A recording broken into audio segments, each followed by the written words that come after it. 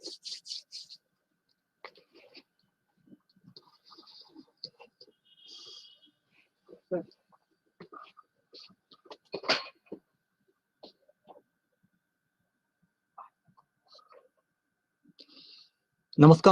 मैं पवन कुमार मिश्र।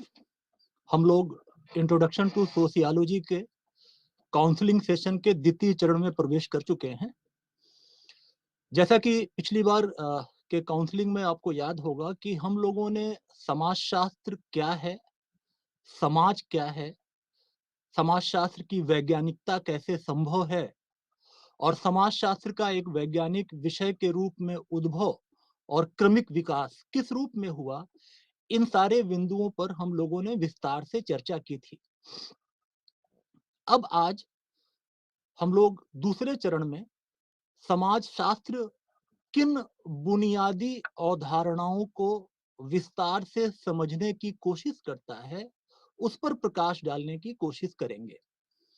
जैसा कि पिछली क्लास में हम लोगों ने देखा था कि समाजशास्त्र का विषय क्षेत्र बहुत व्यापक है और आज हम लोग कुछ ही अवधारणाओं की चर्चा कर पाएंगे जहां से समाजशास्त्र का अध्ययन शुरू होता है। तो सबसे पहले हम लोग यह देखना चाहेंगे कि समूह का अर्थ क्या है और सामाजिक समूह किस रूप में समाजशास्त्रीय अध्ययन के क्षेत्र में शामिल किया जाता है। जब हम सामाजिक समूह शब्द की बात करते हैं तो समाज में व्यक्तियों के किसी संकलन से हम इसको समझने की कोशिश करते हैं।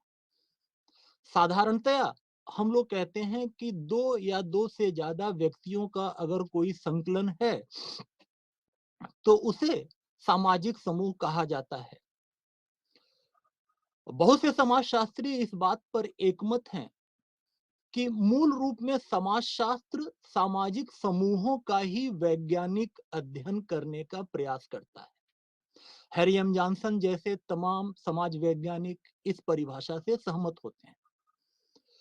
तो सामाजिक समूह को हम लोग समाजशास्त्र में किस रूप में देखते हैं, आइए इस पर विस्तार से चर्चा करें। जैसा कि अभी हमने आपसे बात की कि सामाजिक समूह सामान्यतया दो या दो से ज्यादा व्यक्तियों का एक संकलन कहा जाता है, लेकिन केवल इतने मात्र से सामाजिक समूह को स्पष्ट रूप में परिभाषित नहीं किया जा सकता। कोई भी व्यक्ति अपने दैनिक जीवन में कई बार दो या दो से ज्यादा व्यक्तियों के संकलन से टकराता है। जैसे हम सुबह घर से निकलते हैं तो सामने सड़क पर मौजूद तमाम लोग, ऑटो या मेट्रो में जा रहे साथ में बैठे तमाम यात्री, ऑफिस के सहयोगी, फिर जब हम लौट कर आते हैं तो अपने घर में परिवार के रूप में या कहीं क्लब में गए या कहीं घूमने गए या सिनेमा देखने गए, तो तमाम ये व्यक्तियों के संकलन, उनसे हमारा साक्षात्कार होता है। लेकिन इन सारे संकलनों को हम सामाजिक समूह की संज्ञा नहीं देंगे। तो आखिर ऐसे कौन से व्यक्तियों के संकलन हैं जिसको हम सामाजिक समूह की संज्ञा देंगे? इस संबंध में एक प्रसिद्ध समाजशास्त्री एंथोनी गिडेंस हैं।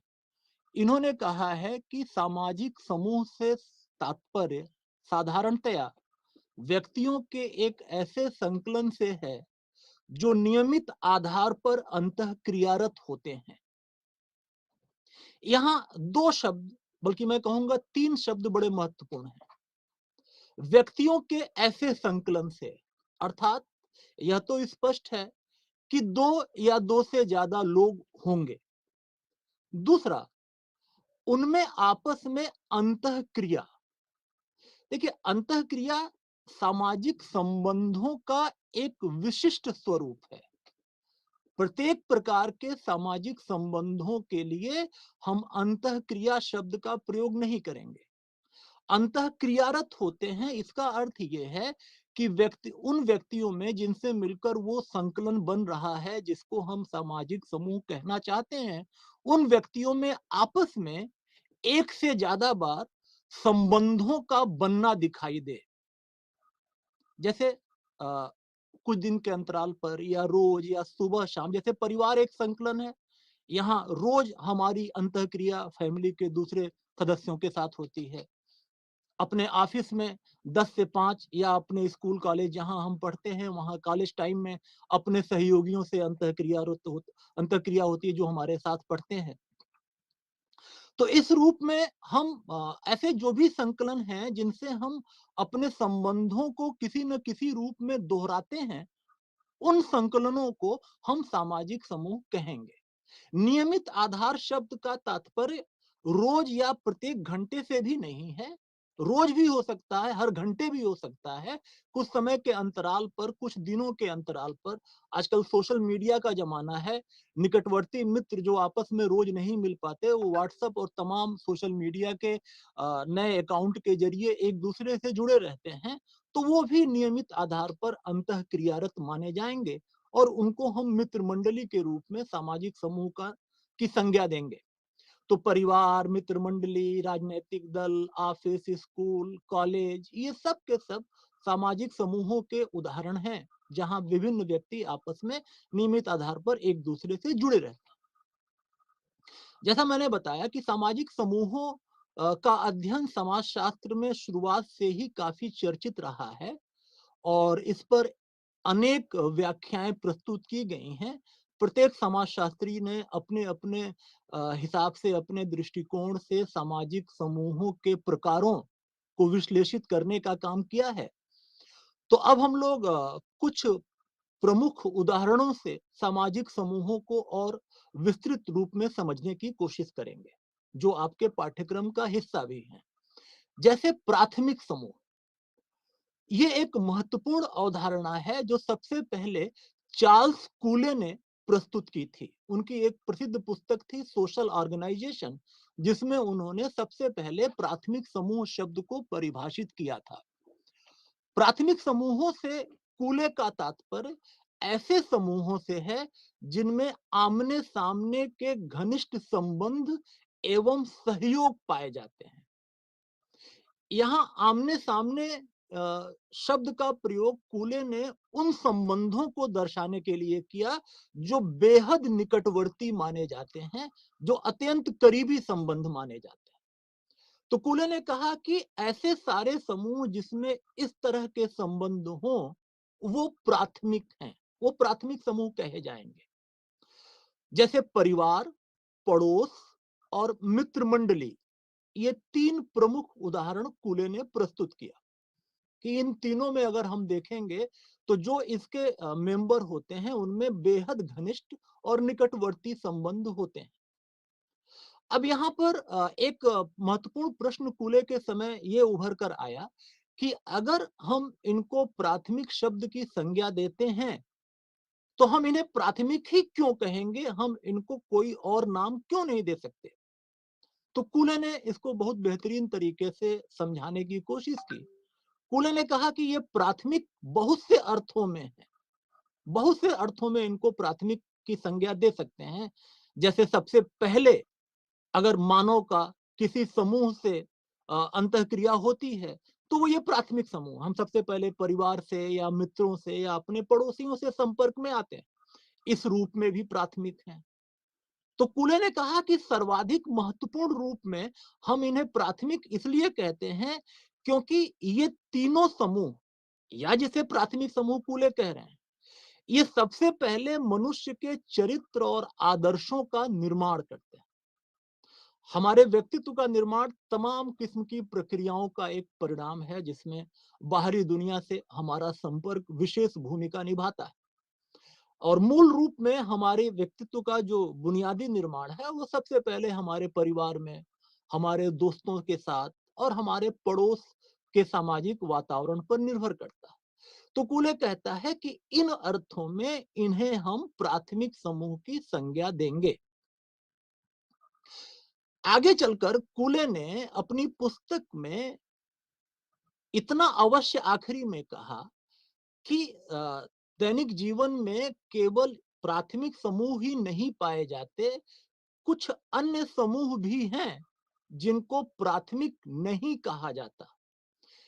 यहाँ महत्वपूर्ण यह है कि कूले ने किसी दूसरे समूह की चर्चा नहीं की, लेकिन प्राथमिक के अलावा कुछ अन्य समूहों का भी उनके अस्तित्व में होने का एक संकेत दिया। तो आगे चलकर तमाम प्रमुख समाजशास्त्रियों, जिनसे आप लोग परिचित होंगे, जैसे किंग्सले डेविस, जैसे बीरिस्टिड, इन लोगों ने ये कहा कि कूले का संकेत जिन समूहों की तरफ था, उन्हें हम द्वितीयक समूह शब्द की संज्ञा देंगे। तो हम जब द्वितीयक समूह शब्द का प्रयोग करते हैं, तो वो प्राथमिक समूहों के विपरीत लिया जाता है, यानी जो विशेषताएं प्राथमिक समूहों की हैं, उसके ठीक विपरीत विशेषताएं द्वितीयक समूहों की मानी जाती हैं। बिरस्टिड और डेविस ने अलग अलग कूले के दिए गए संकेत को ही स्पष्ट करने की कोशिश की और कहा कि उन समस्त समूहों को द्वितीयक कहा जा सकता है जिन्हें हम प्राथमिक नहीं कहते। यह कहा कि द्वितीयक समूहों को साधारणतया उन सबके विरोधी रूप में प्रस्तुत किया जा सकता है जो प्राथमिक समूहों की विशेषताओं के रूप में जाने जाते हैं। अब जैसे हमने देखा कि प्राथमिक समूहों में बेहद घनिष्ठ संबंध पाए जाते हैं, तो इसके विपरीत परिभाषा या विपरीत विशेषता के रूप में हम ये देखेंगे कि वे सारे समूह जिसमें थोड़े दूर के संबंध हों। इसके लिए एक तकनीकी शब्द डेविस इस्तेमाल करते हैं, छुओ और जाओ के संबंध। यानी जितना काम है उतना काम रखा, फिर हम अपने अपने काम में लग गए और हमारा संबंध जिनसे था वो सीमित हो गया या समाप्त हो गया। तो काम से काम का जो मतलब होता है, ये घनिष्ठ संबंधों का बिल्कुल विपरीत। अब जैसे प्राथमिक समूह है, तो उसमें देखा जा रहा है कि अनौपचारिकता है, परिवार है, पड़ोस है, मित्र मंडली है। यहाँ पर सामाजिक संबंधों को निभाने के लिए किसी किस्म के औपचारिक स्वीकृति की आवश्यकता नहीं होती। तो अनौपचारिक संबंधों की विपरीत प्रकृति औपचारिक संबंध माने जाएंगे, यानी वे सारे संबंध जिनको निभाने के लिए किसी किस्म की औपचारिक स्वीकृति की आवश्यकता हो। तात्पर्य यह है कि हमने देखा कि प्राथमिक समूहों की विशेषताओं के ठीक विपरीत जो विशेषताएं हैं, वो द्वितीयक समूहों की विशेषताएं मानी जाएंगी। अब हम आसानी से समझ सकते हैं कि घनिष्ठ संबंध जिन समूहों में होगा, उनका आकार छोटा होगा। हमारे बेहद घनिष्ठ संबंध कुछ ही लोगों से हो सकते हैं, जैसे परिवार है, पड़ोस है या मित्र मंडली है। कूले ने जो उदाहरण दिया, इनकी संख्या सीमित होती है। तो अगर इसके विरोधी रूप में द्वितीयक समूहों को समझना चाहें, तो वे सारे समूह जिनकी सदस्य संख्या ज्यादा हो, जैसे इसमें सीमित मेंबर होते हैं, उसमें ज्यादा मेंबर होते हैं। तो इस रूप में हमने देखा कि द्वितीयक समूहों में वे सारे समूह आ जाएंगे जिनका आकार बड़ा हो, जिनमें औपचारिकता हो, जिसमें मतलब के संबंध हो। और हमारे रोजमर्रा के जीवन में ऐसे बहुत से समूह टकराते हैं, कार्यालय है, राजनीतिक दलों की आपसी संस्कृति है, या हम अनेक ऐसे स्कूल, कॉलेज या तमाम जगहों पे गए जहां पर औपचारिक संबंधों के जरिए हम एक दूसरे से परिचित होते हैं। तो इन सारे समूहों को हम द्वितीयक समूहों की संज्ञा देते हैं। ये एक चर्चित अवधारणा मानी जाती है। और इसके पश्चात हम अगली अवधारणा को लेंगे, जिन्हें हम अंतः समूह और उसके विरोधी रूप बाह्य समूह की वर्गीकरण के रूप में जानते हैं। पहला हमने वर्गीकरण देखा प्राथमिक और उसका विरोधी द्वितीयक। अब दूसरा वर्गीकरण एक जो बहुत चर्चित है, जो आपके पाठ्यक्रम का हिस्सा भी है, अंतः समूह और बाह्य समूह। तो एक बहुत प्रसिद्ध समाजशास्त्री हैं समनर। समनर ने अंतः समूहों को परिभाषित करते हुए कहा कि ये वे समूह हैं जिनसे हम अपनी पहचान स्थापित करते हैं। और आसान भाषा में कहें कि जिन समूहों को हम मैं, मेरा या मुझे से परिभाषित करते हैं। जैसे हमने कहा मेरी मित्र मंडली, मेरा परिवार, मेरे स्कूल के दोस्त, मेरा स्कूल, मेरा कॉलेज, मेरा राजनीतिक दल या मेरा कार्यालय, यानी जिनसे हम अपने पहचान, अपने तादाद में अपनी आइडेंटिटी को जोड़ना चाहें स्पष्ट तरीके से, उनको हम अंतः समूह कहते हैं।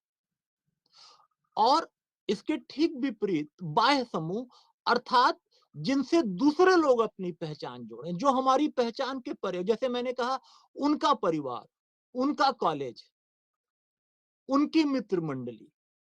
तो जब अंतः समूहों के बिल्कुल उलट रूप में देखें तो वो बाह्य समूह।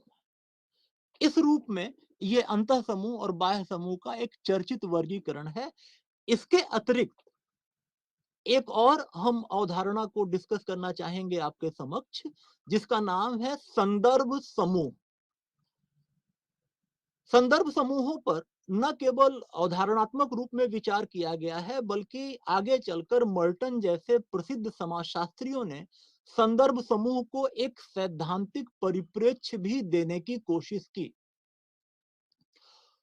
मर्टन के पहले संदर्भ समूह की अवधारणा सबसे पहले हाइमन ने प्रस्तुत की थी।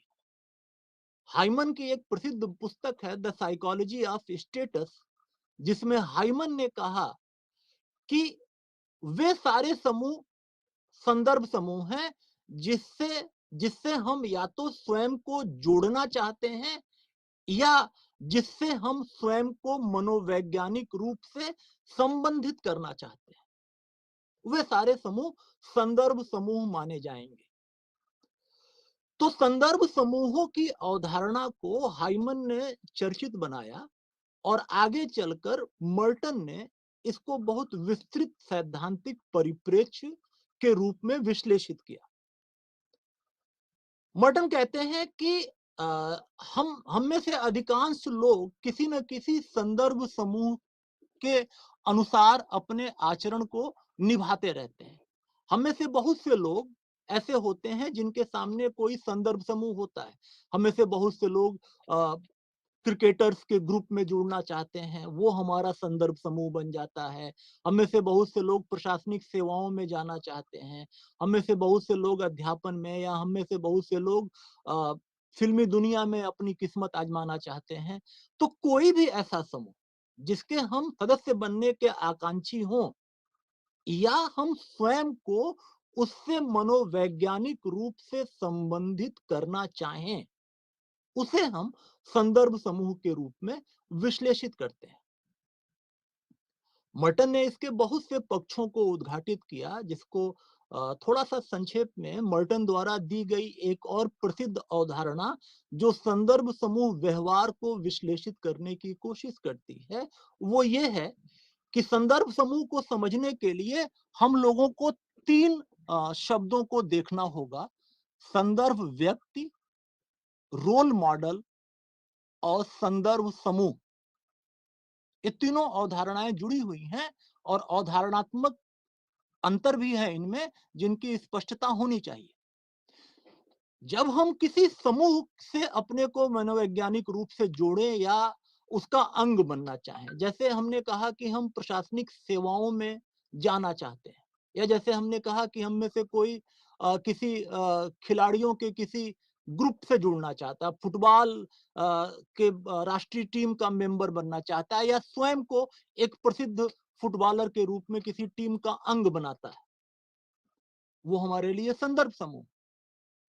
अब मान लीजिए कि कोई प्रसिद्ध व्यक्ति जो फुटबॉलर है, जो बहुत बढ़िया फुटबॉल खेलना चाहता है, खेलना जानता है, हम स्वयं को उस व्यक्ति विशेष का अनुसरण करते हैं, लगभग उसके व्यक्तित्व के समग्र पक्षों से। यहां फर्क समझिए।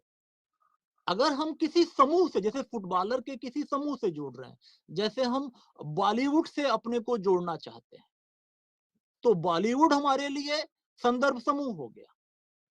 हम किसी प्रसिद्ध फिल्म अभिनेता से अपने को जोड़ना चाहते हैं, या हम उस प्रसिद्ध फिल्म अभिनेता जैसा बनना चाहते हैं, इस रूप में वो प्रसिद्ध फिल्म अभिनेता हमारे लिए संदर्भ व्यक्ति है। यानी समूह और संदर्भ व्यक्ति और संदर्भ समूह एक ही अर्थ है। फर्क इतना है कि एक से ज्यादा लोग हैं तो हम समूह की संज्ञा देंगे, केवल एक व्यक्ति है तो संदर्भ व्यक्ति कहेंगे। संदर्भ व्यक्ति और रोल मॉडल, इनको भी समझना जरूरी है। रोल मॉडल भी कोई एक व्यक्ति हो सकता है। जैसे हमने यहां पर बॉलीवुड का उदाहरण लिया, अगर हम किसी प्रसिद्ध फ़िल्म अभिनेता के व्यक्तित्व के केवल 1 या 2 पक्षों का ही अनुसरण करना चाहते हैं, जैसे हमें केवल उनकी एक्टिंग का अंदाज़ पसंद है, तो हमारे लिए वो रोल मॉडल हैं। हमें उनकी एक्टिंग के साथ-साथ उनकी पर्सनैलिटी के अन्य पक्षों से भी हमें अपने को जोड़ना है, तो वो हमारे लिए संदर्भ व्यक्ति हैं। और समूची फ़िल्म इंडस्ट्री जहाँ पर वो अभिनेता काम करते हैं या और अभिनेता काम करते हैं, हम अपने को वहाँ स्थापित करना चाहते हैं, तो वो पूरी फ़िल्म इंडस्ट्री हमारे लिए संदर्भ समूह बन जाती है। और मर्टन इसके बाद एक और अवधारणा को इससे जोड़ते हैं, जिसको उन्होंने पूर्वाभासी समाजीकरण या प्रत्याशी समाजीकरण की संज्ञा दी है। मर्टन का ये मत है कि जब कोई व्यक्ति किसी संदर्भ समूह या किसी संदर्भ व्यक्ति से अपने को जोड़ना चाहता है या उस समूह में जाने की कोशिश करता है, तो उसके लिए यह आवश्यक है कि उस समूह में जाने के पूर्व उस समूह की विशेषताओं को आत्मसात कर ले या उस समूह के चाल चलन, रवैये और ढर्रे को अपने व्यक्तित्व का हिस्सा बना ले। तो अपने संदर्भ समूह में जाने के पूर्व हमें अगर उसकी विशेषताओं को सीखना है, तो सीखने की इस प्रक्रिया को हम पूर्वाभ्यासी समाजीकरण कहते हैं। हम जानते हैं कि समाज के मूल्यों को सीखने की प्रक्रिया समाजीकरण कहलाती है और किसी समूह विशेष में जाने के पूर्व उसके विशेषताओं को अगर हम सीखना चाहें, तो ये पूर्वाभ्यासी या प्रत्याशी समाजीकरण है और मर्टन कहता है कि इसका दोहरा फायदा होता है। एक, हम जब उस समूह का अंग बन जाते हैं, तो वहां पर हमारा तालमेल आसान हो जाता है और दूसरा, वहां पर तालमेल न केवल आसान हो जाता है, बल्कि आने वाली जटिल चुनौतियों या आने वाली नई भूमिकाओं को समझना भी आसान हो जाता है, यदि हम प्रत्याशी समाजीकरण के माध्यम से उस समूह की विशेषताओं को पहले से समझ लें। तो हम लोगों ने समाजशास्त्र की एक प्रसिद्ध चर्चित अवधारणा, जिसका नाम है सामाजिक समूह, इसको संक्षिप्त रूप में प्रस्तुत करने की कोशिश की।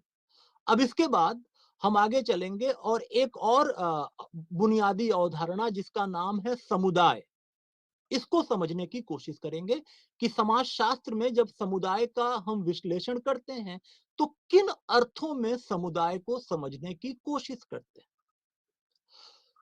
समुदाय की बहुत सी परिभाषाएं दी गई हैं और सारी परिभाषाएं कुछ विशेषताओं पर एकमत हैं कि समुदाय से तात्पर्य व्यक्तियों के एक समूह से है। व्यक्तियों का यह समूह किसी निश्चित भौगोलिक दायरे में रहता हो और व्यक्तियों के इस समूह के मध्य सामुदायिक भावनाएं पाई जाती हों, जिसे और आसान भाषा में हम भावना कहते हैं। तो व्यक्तियों का कोई भी समूह जो निश्चित भौगोलिक दायरे में रहता हो और जिसमें आपस में सामुदायिक भावनाओं का पाया जाना शामिल हो, उसे हम समुदाय की संज्ञा देंगे। इसके साथ ही प्रत्येक समुदाय का एक विशिष्ट नाम होता है और साथ ही साथ समुदायों की जो सदस्यता होती है वो अनिवार्य होती है और हम किसी न किसी समुदाय में अपने जीवन का अधिकांश हिस्सा बिताते हैं। तो जैसा मैंने आपसे कहा कि समुदाय की विभिन्न परिभाषाओं में ये 5-7 बुनियादी विशेषताएं कॉमन हैं। व्यक्तियों का एक समूह जो एक सामुदायिक भावनाओं के साथ हो, जो एक निश्चित भौगोलिक क्षेत्रफल में हो, जिसका एक विशिष्ट नाम हो, जिसकी अनिवार्य सदस्यता हो और अपने जीवन का काफी कुछ हिस्सा आप अपने समुदाय में बिताते हैं। तो समुदाय की इन विशेषताओं को स्पष्ट करने के बाद हम आगे चलेंगे और समुदायों को कुछ प्रमुख उदाहरणों से स्पष्ट करने की कोशिश करेंगे। जैसे ग्राम या ग्रामीण समुदाय या गांव। तो कोई भी गांव व्यक्तियों का एक समूह होता है जिसका एक सुनिश्चित भौगोलिक क्षेत्रफल होता है और ग्रामीण समुदाय में रहने वालों का आपस में जो जुड़ाव होता है वो बहुत गहरा होता है। सामुदायिक भावनाएं काफी घनिष्ठ रूप में देखने को मिलती हैं। हम पैदा किसी न किसी गांव में होते हैं। जब हम अगर गांव को समुदाय माने, अपना, और गाँव में रहने वाले लोगों के जीवन में एक किस्म का स्थायित्व है, क्योंकि आप जिस गाँव में पैदा हुए हैं उसमें अपने जीवन का काफ़ी कुछ हिस्सा बिताते हैं। इसके बाद हम लोग जनजाति समुदाय को समझने की कोशिश करेंगे। आम तौर पर जो शास्त्रीय परिभाषाएँ दी गई हैं जनजातियों की, उसमें भौगोलिक रूप से एक पृथक किसी क्षेत्र में रहने वाले लोग, जिनका एक सुनिश्चित भौगोलिक क्षेत्रफल है और जिनमें आपस में घनिष्ठ संबंध हैं, सामुदायिक भावनाएँ किसी भी जनजाति के लोगों में काफ़ी बेहतर होती हैं, काफ़ी घनिष्ठ होती हैं। पैदा किसी न किसी जनजाति में होते हैं जो उसके मेंबर होते हैं, और अपने जीवन में जीवन का काफ़ी कुछ हिस्सा अपनी जनजाति में बिताते हैं। यूँ कहा जाए कि वहाँ एक स्थायित्व है अपने समुदाय के, अपने सामुदायिक जीवन के साथ जीने के रूप में। तो अब ऐसे ही हम एक और उदाहरण लेंगे, बंजारा समुदाय, घुमंतू लोग। इनको भी समुदाय की संज्ञा दी जाती है। इनके साथ कुछ लोग ये आपत्ति उठाते हैं कि बंजारा समुदायों का कोई निश्चित भौगोलिक क्षेत्रफल नहीं होता, क्योंकि वो स्थान विशेष से प्रस्थान करके दूसरे स्थान विशेष में चले जाते हैं। लेकिन यहाँ पर महत्वपूर्ण तथ्य ये है कि बंजारा समुदाय एक ऐसा समूह है जिसमें बेहद घनिष्ठ सामुदायिक भावनाएं होती हैं। मेंबरशिप, सदस्यता तो अनिवार्य होती ही होती है। लगभग पूरा जीवन कोई भी बंजारे समुदाय के सदस्य अपने ही समुदाय में बिताते हैं।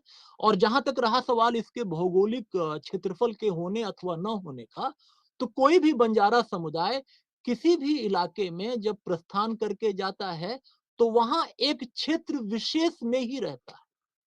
जैसे मान लीजिए आपके शहर में कोई बंजारा समुदाय किसी इलाके से प्रस्थान करके आए, तो ऐसा नहीं होगा कि अगर उस समुदाय में 200 लोग हैं, तो 10 लोग उस शहर के किसी कोने में या 10 लोग किसी दूसरे कोने में रहें।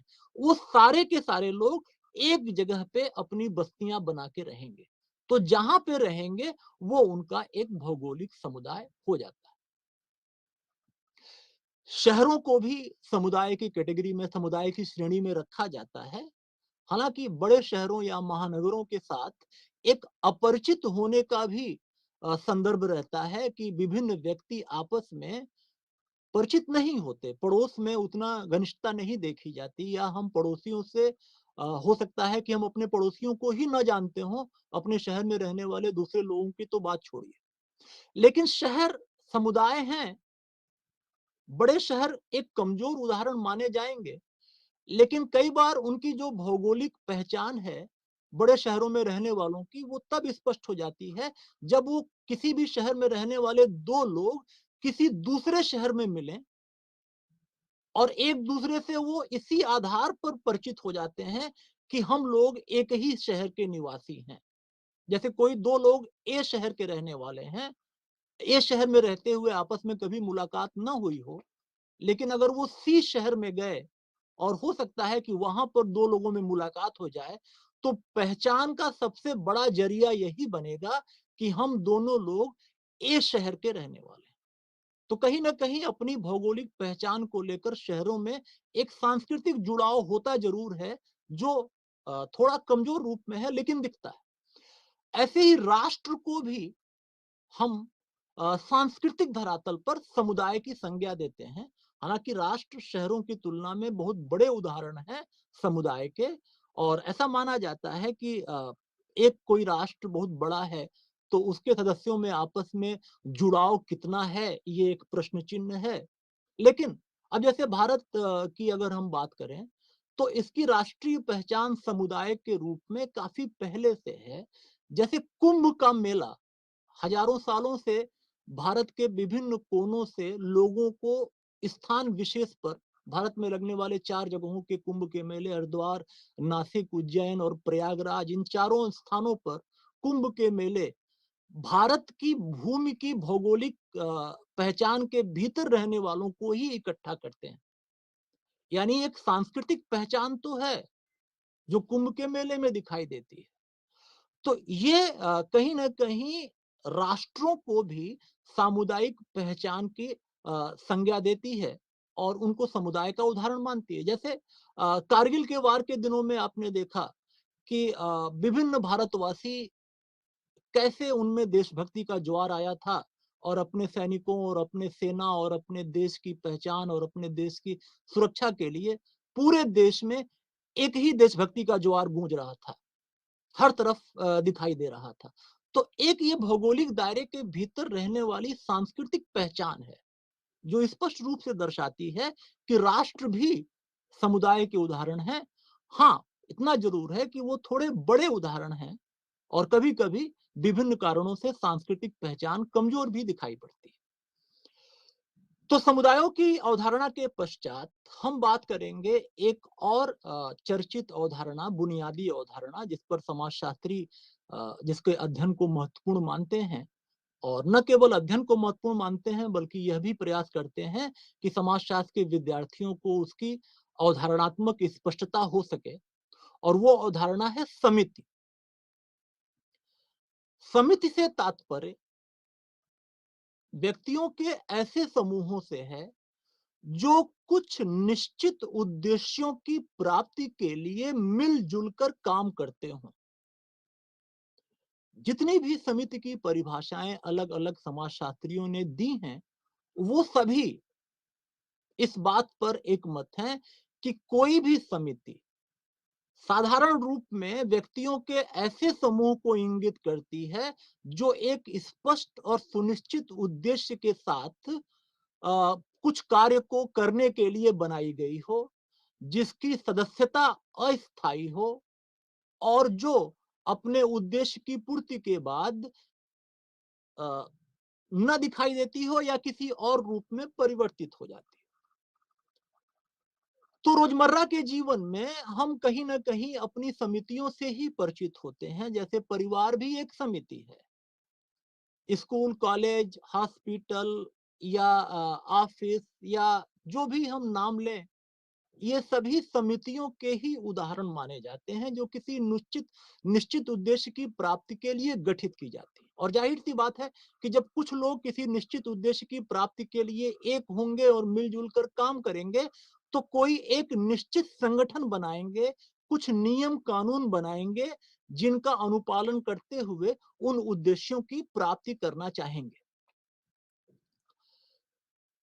तो समितियों के उदाहरण को और स्पष्ट तरीके से समझने के लिए हमें यह जानना जरूरी है कि संस्थाएं किसे कहते हैं, क्योंकि दोनों अवधारणाएं आपस में मिल जाती हैं। संस्था नियमों और नियमावलियों की एक व्यवस्था के रूप में जानी जाती है। हम लोगों ने पिछले काउंसलिंग सेशन में देखा था कि एक प्रसिद्ध समाजशास्त्र, बल्कि दो लोग बड़े प्रसिद्ध हैं समाजशास्त्र की बुनियादी अवधारणाओं को स्पष्ट करने के लिए, जिसमें मैकाइवर एंड पेज का मैंने जिक्र किया था।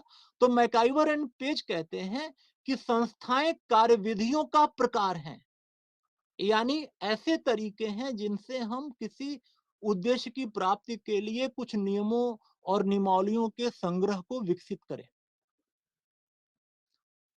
बाजार एक संस्था है, बाजार कितने बजे खुलेगा, कितने बजे बंद होगा, बाजार को चलाने के नियम क्या होंगे, टैक्स कैसे कलेक्ट किया जाएगा, किस दिन छुट्टी रहेगी, श्रमिकों के संचालन के क्या नियम होंगे। तो एक आर्थिक संस्था के रूप में बाजार जाना जाता है। धर्म एक धार्मिक संस्था के रूप में है, धर्म से जुड़े विभिन्न पक्ष धार्मिक संस्थाओं के रूप में है।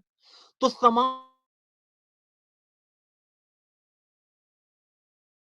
जहां कहीं भी कोई ऐसी चीज दिखे जो कार्यविधियों के प्रकार को इंगित करती हो, उसे संस्था कहा जाता है। और जब संस्था और समिति दोनों पर हम एक साथ विचार करें तो दोनों की अवधारणात्मक स्पष्टता हो जाती है हमारे समक्ष।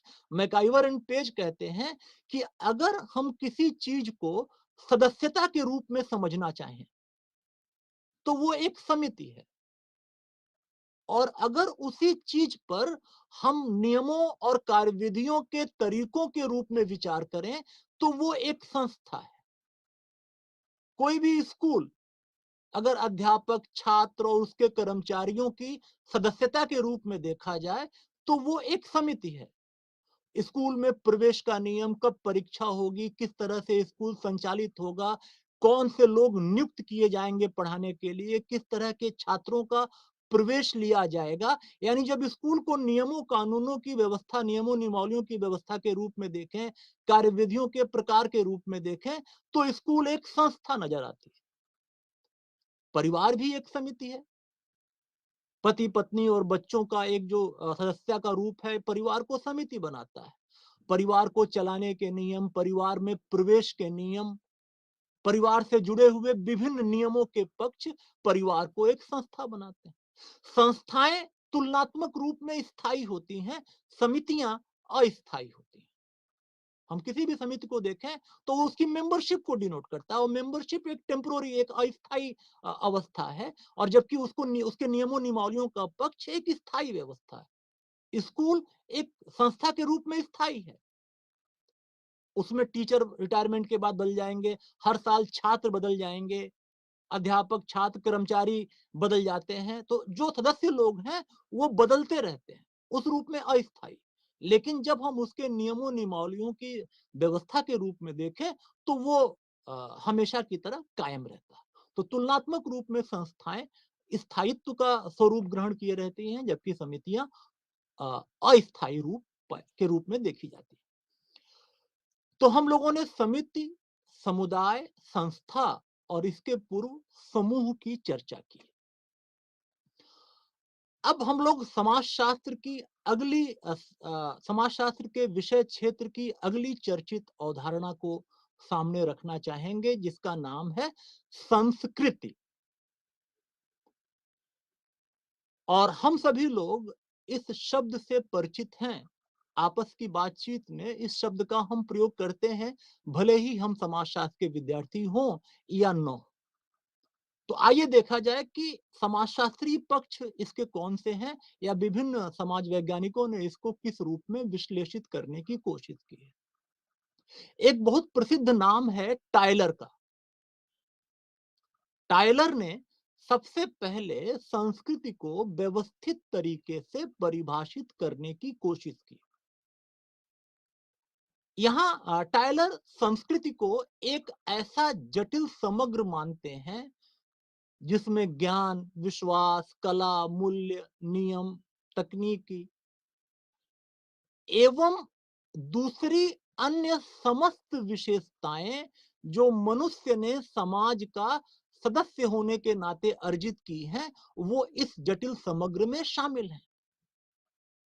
यानी फूलों का एक गुलदस्ता समझिए, जिसमें विभिन्न किस्म के फूल हैं, और वो फूल अपनी अलग अलग पहचान समग्रता के रूप में गुलदस्ते में व्यक्त कर रहा है। तो संस्कृति भी ऐसी ही होती है, जिसमें ज्ञान के रूप में, विश्वास के रूप में, कला, आचार विचार, मूल्य, परंपराएं, तौर तरीके, नियम, तकनीकी, और टायलर तो यहां तक चले जाते हैं कि वो दूसरी समस्त योग्यताएं जो मनुष्य ने समाज का मेंबर होने के नाते हासिल की हैं, वो इस जटिल समग्र में शामिल है।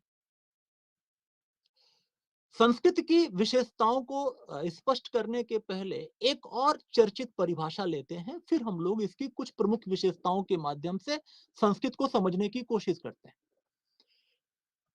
एक प्रसिद्ध नाम है हर्स्कोविट्स का। हर्स्कोविट्स ने संस्कृति को पर्यावरण का मानव निर्मित भाग कहा है। यानी पर्यावरण ने जो कुछ दिया, उससे हमने मनुष्य होने के नाते जो कुछ भी हासिल किया, वो हमारी संस्कृति है। तो संस्कृत की बहुत सी परिभाषाएं हैं, और हम अब कुछ प्रमुख विशेषताओं को लेंगे जो विभिन्न परिभाषाओं से निकलकर बनती हैं। तो संस्कृत की सबसे पहली प्रमुख विशेषता है कि संस्कृति एक सीखा हुआ व्यवहार है। जब हम कहते हैं कि हमारी जीवन शैली, हमारा मूल्य, हमारी परंपराएं, हमारे तौर तरीके, हमारे तकनीकी पक्ष या दूसरी भी चीजें जो हमने समाज का मेंबर होने के नाते हासिल की हैं, तो ये असल में हमारे व्यक्तित्व का अंग बनती हैं, जो सीखे हुए व्यवहार के रूप में हमारे सामने आती हैं। हम समाज से सीखते हैं इन चीजों को। और इसके साथ दूसरी विशेषता जो इतनी ही महत्वपूर्ण है, वो ये है कि संस्कृति में हस्तांतरित होने का गुण पाया जाता है। अर्थात संस्कृति कोई स्थिर चीज नहीं है। कोई भी परंपरा या कोई भी तथ्य या कोई भी नवीन विषय हमारी संस्कृति का हिस्सा तभी कहलाता है जब वो एक पीढ़ी से अगली पीढ़ी तक हस्तांतरित हो जाए। हमने अपने समाज में रहने के तौर तरीके या यूं कहा जाए कि हमने अपनी संस्कृति को हमने अपनी पिछली पीढ़ी से सीखा है और सीखने की इस प्रक्रिया को हम अगली पीढ़ी तक ले जाते हैं। तो पीढ़ी दर पीढ़ी संस्कृति एक पीढ़ी से दूसरे को हस्तांतरित होती चली जाती है। यह संस्कृति की दूसरी महत्वपूर्ण विशेषता। अब यहां सवाल यह उठता है कि संस्कृति का मुख्य वाहन क्या है? यानी हम तीसरी विशेषता पे बात कर रहे हैं।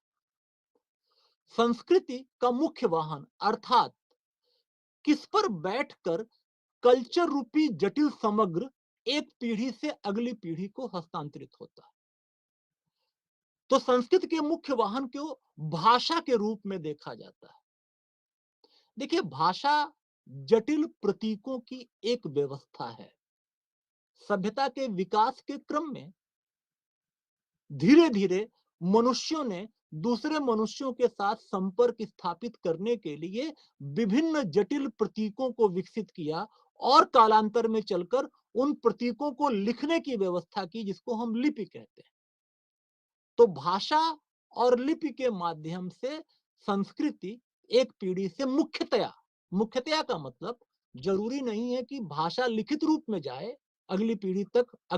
हमारी जो अगली पीढ़ी या हमने जो अपनी पिछली पीढ़ी से सीखा, जरूरी नहीं है कि हम लिखित रूप में ही सीखें, हम मौखिक रूप में भी सीखते हैं। और यह भी आवश्यक नहीं कि सब कुछ हमको भाषा के माध्यम से ही प्राप्त हो। हम कुछ अस्पष्ट संकेतों के माध्यम से भी संस्कृति को सीख लेते हैं। ऐसे बहुत से प्रमुख उदाहरण हम लोग समाजशास्त्र में देखते हैं, जिसमें कोई गूंगा कोई ऐसा बच्चा जिसकी मदर न बोल पाती थी न सुन पाती थी, लेकिन उस बच्चे को अपने हाथ और अपने संकेतों के सहारे धीरे धीरे उस बच्चे को चलना सिखाना या उसको खाना खाना सिखाना या कपड़ा पहनना सिखाना या अपने बुनियादी कामों को करने की ट्रेनिंग देना मदर ने बगैर बोले या बगैर लिखे सिखा दिया। तो संस्कृति का हस्तांतरण अस्पष्ट संकेतों से भी होगा, जटिल प्रतीकों और भाषा के माध्यम से होगा, लिपियों के भी माध्यम से हो गया। मुख्यतया भाषा के माध्यम से हम एक पीढ़ी से अगली पीढ़ी तक अपनी कल्चर को हस्तांतरित करते हैं। और अगली महत्वपूर्ण विशेषता है कि संस्कृति को अधिसावयव कहा जाता है। सावयव अर्थात शरीर, अधि यानी इससे ज्यादा। तात्पर्य यह है कि जब हम पैदा होते हैं तो हमारे पास सारे अंग मौजूद होते हैं, नाक, कान, आंख, गला, जो भी शारीरिक अंग हैं वो पैदाइशी हमें प्राप्त होते हैं।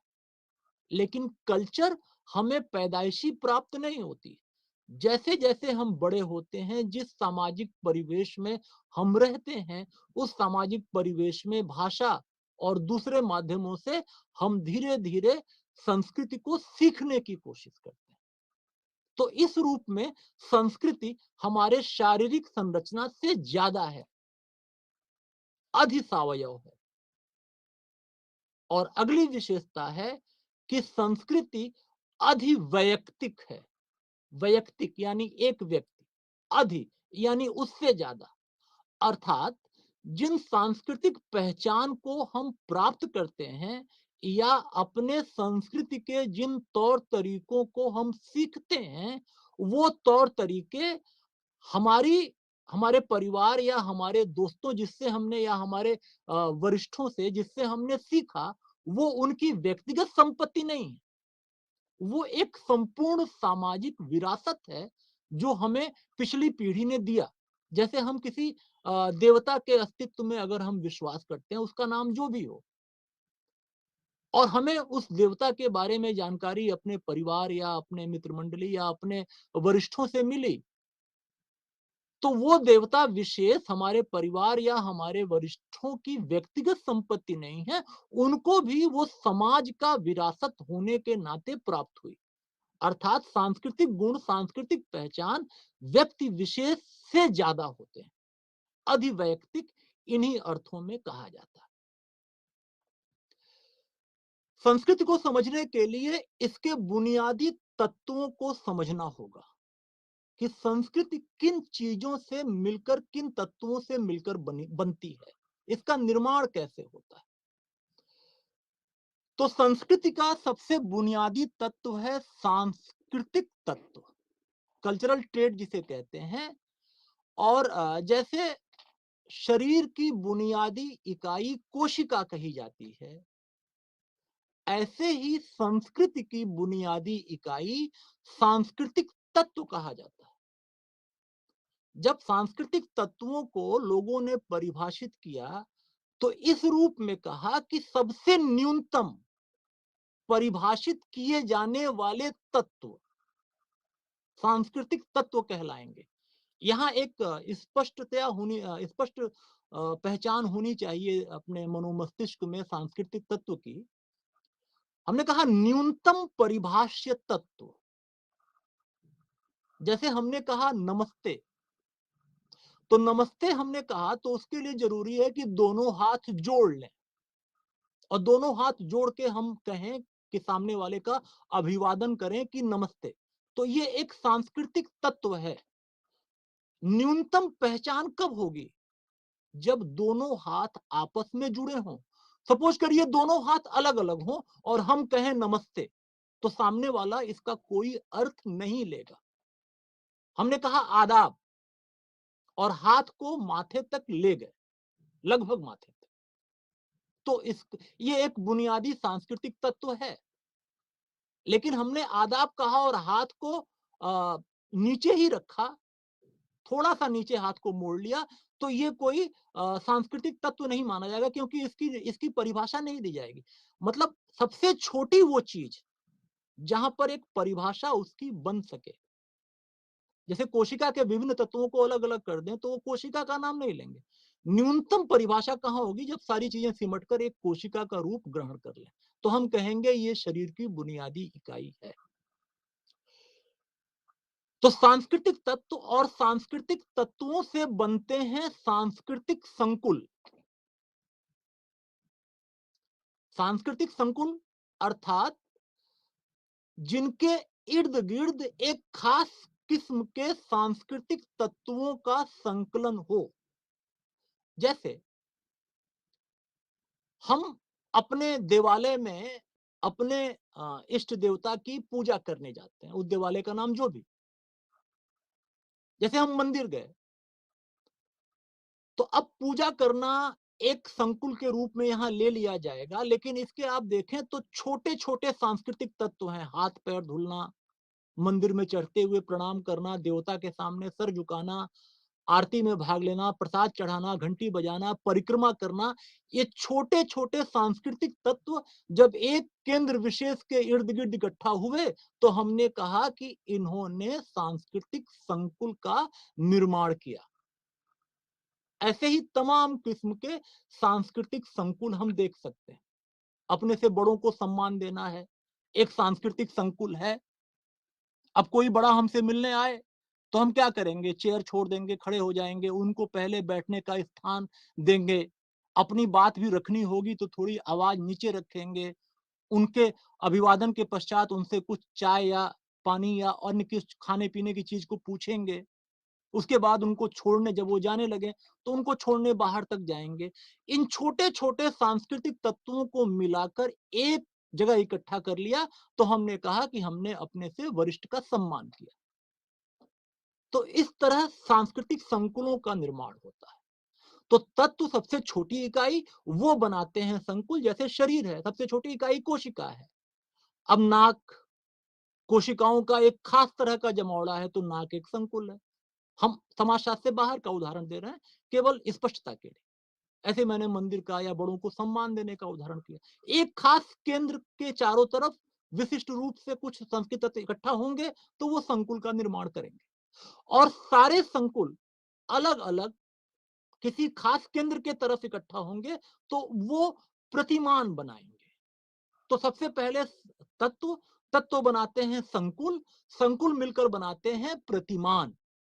जैसे पूजा करना, बड़ों को सम्मान देना या और भी तमाम इस तरह की चीजें, इनको इकट्ठा कर लीजिए तो ये भारतीय संस्कृति की एक खास प्रतिमान को इंगित करेंगे। इस तरह से विभिन्न प्रतिमान मिलकर भारतीय संस्कृति की एक समग्र विशेषता प्रस्तुत करेंगे।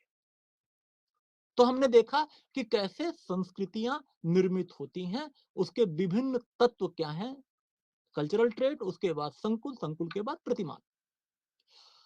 संस्कृत की पहचान को और स्पष्ट करने के लिए या संस्कृतियां किसे कहेंगे, इसके लिए एक और अनिवार्य अवधारणा समझने के लिए अनिवार्य है, वो है भौतिक और अभौतिक संस्कृति का अंतर। समाजशास्त्र में इस वर्गीकरण को चर्चित बनाने वाले अकबर्न हैं। समाजशास्त्र में शुरू से इस बात पर एक बहस चली कि संस्कृति समग्र पक्षों को कहा जाए या उसके भीतर भी कुछ भेद किए जाए।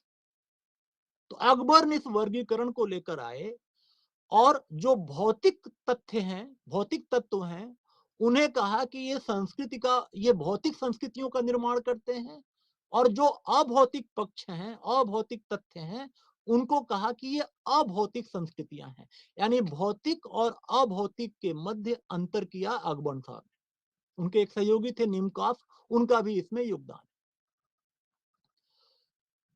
तो अब जितना भी अभौतिक पक्ष है, हमारे विश्वास, हमारे मूल्य, हमारी पहचान से जुड़ी हुई अन्य चीजें, ये अभौतिक संस्कृतियां हैं। और जितना मूर्त और भौतिक पक्ष है, तकनीकी या वैज्ञानिक तथ्य या और भी चीजें जो मूर्त हैं या भौतिक हैं, वो हमारी भौतिक संस्कृति कही जाती है।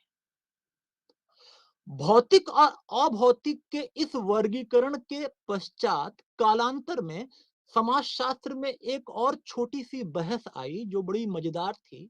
वो ये थी कि सब कुछ संस्कृति ही कहा जाए या जो मूर्त और भौतिक पक्ष है उसको सभ्यता का नाम दिया जाए, और जो अभौतिक पक्ष है उसको ही संस्कृति कहा जाए। भौतिक पक्षों को तकनीकी है, कार है, प्लेन है, मोबाइल फोन या जो भी आपका रोजमर्रा के जीवन में मूर्त चीजें हैं, तकनीकी पक्ष है, ये सब भौतिक में मान लिए जाएं तो इसको हम सभ्यता का हिस्सा माने। बड़ी आसानी से मैकाइवर एंड पेज ने इसमें अंतर किया। कहा संस्कृति आंतरिक है, सभ्यता बाहरी है। जो हमारे तौर तरीके, परंपराएं, ज्ञान, विश्वास हैं, वो हमारे व्यक्तित्व का अंग है। इस रूप में संस्कृति हमारी आंतरिक है, और जो जो जो भौतिक पक्ष है, जो मूर्त पक्ष है, वो हमसे बाहर है। दूसरी बात उन्होंने ये कही कि संस्कृतियों का आपस का तुलनात्मक मापन करने के लिए कोई शुद्ध पैमाना मौजूद नहीं है, लेकिन दो सभ्यताओं का आपस में तुलनात्मक मापन किया जा सकता है, इसके लिए शुद्ध पैमाना मौजूद है। जैसे किसी देश की तकनीकी ज्यादा उन्नत है या हमारे देश की तकनीकी ज्यादा उन्नत है, सभ्यता मूलक इन पक्षों के मापन के लिए शुद्ध पैमाने मौजूद हैं। लेकिन हम ये तय नहीं कर सकते न्यूट्रल तरीके से, तटस्थ तरीके से, कि हमारी संस्कृति श्रेष्ठ है कि दूसरे की संस्कृति श्रेष्ठ है। तो संस्कृतियों का मापन शुद्ध तरीके से कर पाना, विशेषकर तुलनात्मक रूप में जब दो संस्कृतियों की तुलना की जाए, तो ये उतना संभव नहीं होता जितना सभ्यताओं का मापन हो जाता है। और तीसरी बात ये कही है कि सभ्यताएं हमेशा आगे बढ़ती हैं, संस्कृतियों के साथ ऐसा नहीं कहा जा सकता। जिस रूप में हम टेक्नोलॉजी, हमने पहिए का आविष्कार किया, शुरू में लोहे का फ्रेम दिया, फिर रबड़ के फ्रेम आए, फिर हवा वाले टायर आए, आज ट्यूबलेस टायर हैं, आज हम और एडवांस पहिए की तरफ आ चुके हैं।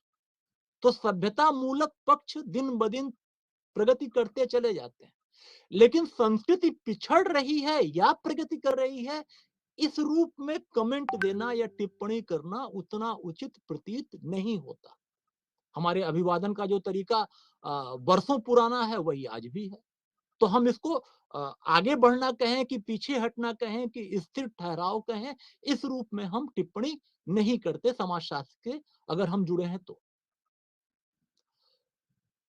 तो लेकिन मैकआइवर एंड पेज एक खास बात और ये कहते हैं, वो ये कहते हैं कि देखिए इन अंतरों के बावजूद ये तो तय है कि सभ्यता रूपी जहाज का जो वाहन चालक है वो संस्कृति है। अर्थात संस्कृति ये तय करती है कि सभ्यता रूपी जहाज में जो सामान लदा है वो किस बंदरगाह पर उतरेगा। उसकी सांस्कृतिक जो आवश्यकताएं हैं वो तय करेंगी कि उस बंदरगाह पर उस जहाज से कौन सा सामान उतरेगा और कौन सा सामान नहीं उतरेगा। जैसे खान पान की तमाम वस्तुओं पे सांस्कृतिक रूप से बहुत से समुदायों में निषेध होता है, ऐसी बहुत सी वस्तुएं। तो किसी बहुराष्ट्रीय कंपनी के जहाज पर वो सामान लदा हुआ है, लेकिन हमारी संस्कृति तय करेगी कि खान पान की वो वस्तुएं हमारी कल्चर में आएंगी अथवा नहीं आएंगी। ऐसे ही तमाम संस्कृति के सॉरी सभ्यता के तमाम पक्ष हैं जो संस्कृति के रूपी ड्राइवर के माध्यम से तय होते हैं। अर्थात कहीं ना कहीं संस्कृति और सभ्यता दोनों अन्योनाश्रित हो जाती हैं या एक दूसरे से जुड़ जाती हैं। तो संस्कृतियों में ये वर्गीकरण है, सभ्यता का अलग एक हिस्सा चला जाता है, लेकिन मूल रूप में समग्र रूप में ये अवधारणाएं आपस में जुड़ जाती हैं। संस्कृत को समझने के लिए एक छोटी सी और अवधारणा मैं आपके समक्ष रखना चाहूंगा। जब हम किसी संस्कृति का अध्ययन करते हैं तो हम यह देखते हैं कि उस संस्कृति का कोई भी व्यवहार का अर्थ उस संस्कृति के विशेष संदर्भों में किस रूप में लिया जाता है। जैसे हम अपने किसी बड़े का सम्मान करना है, हमारी संस्कृति का हिस्सा है कि हम अपने बैठने के स्थान को छोड़कर खड़े हो जाते हैं।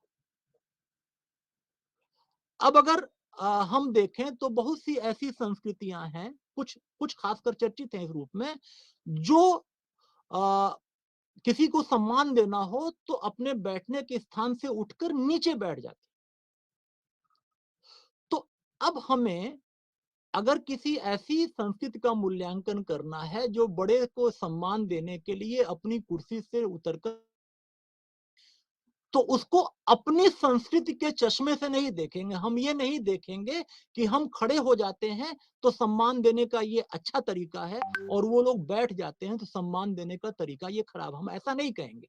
हम यह कोशिश करेंगे कि उनकी संस्कृति में बैठ जाने के पीछे क्या सांस्कृतिक अर्थ छुपे हुए हैं या क्या निहित हैं सांस्कृतिक अर्थ। तो इसे हम कहते हैं सांस्कृतिक सापेक्षवाद। अर्थात कोई भी संस्कृति अपने ही संदर्भों में जानी जा सकती है और प्रत्येक संस्कृति को समझने के लिए किसी दूसरी संस्कृति के संदर्भों का प्रयोग नहीं करना चाहिए। किसी संस्कृति विशेष को समझने के लिए उस संस्कृति विशेष के ही संदर्भों का प्रयोग करना चाहिए। तो आज की जो चर्चा थी आपके समक्ष पिछले सेशन के पश्चात, मैंने कुछ महत्वपूर्ण बुनियादी अवधारणाओं को आपके समक्ष रखा, जिसमें सबसे पहले मैंने कोशिश की कि आपके समक्ष समूह का समाजशास्त्रीय अर्थ प्रस्तुत करें। जैसा कि हमने देखा कि ऐसा संकलन जिसमें नियमित आधार पर अंतःक्रिया हो, यानी संबंधों का दोहराव हो, उसे हम समूह कहेंगे। हमने देखा कि समुदाय ऐसे सामाजिक समूह हैं जो किसी सुनिश्चित भौगोलिक दायरे के भीतर रहते हैं और जिनमें आपस में सामुदायिक भावनाओं का तत्व पाया जाता है, साथ ही साथ उनकी सदस्यता भी अनिवार्य होती है। हमने अगली अवधारणा जो आपके समक्ष रखी उसे समिति का नाम दिया और हमने देखा कि समितियां कुछ विशिष्ट उद्देश्यों की प्राप्ति के लिए लोगों के मिलजुल कर कार्य करने से संबंधित हैं। और हमने देखा कि जब कभी हम किसी चीज को नियमों और कार्यविधियों के प्रकार या तौर तरीकों के रूप में समझने की कोशिश करते हैं तो उसे और कोई भी मनुष्यों का संकलन अगर सदस्यता के रूप में देखा जाए तो वो समिति है और अगर हम उसको तौर तरीकों और नियमों के और कार्यविधियों के प्रकार के रूप में देखें, तो वो एक संस्था है। इसके पश्चात हमने आपके समक्ष संस्कृति शब्द को परिभाषित करने की कोशिश की, जिसको हमने देखा कि सीखे हुए व्यवहारों की व्यवस्था पीढ़ी हस्तांतरित होती है मुख्यतया भाषा के माध्यम से, जो कि व्यक्ति की सीमाओं से ज्यादा होती है और हमारे शारीरिक सीमाओं से ज्यादा। नमस्कार।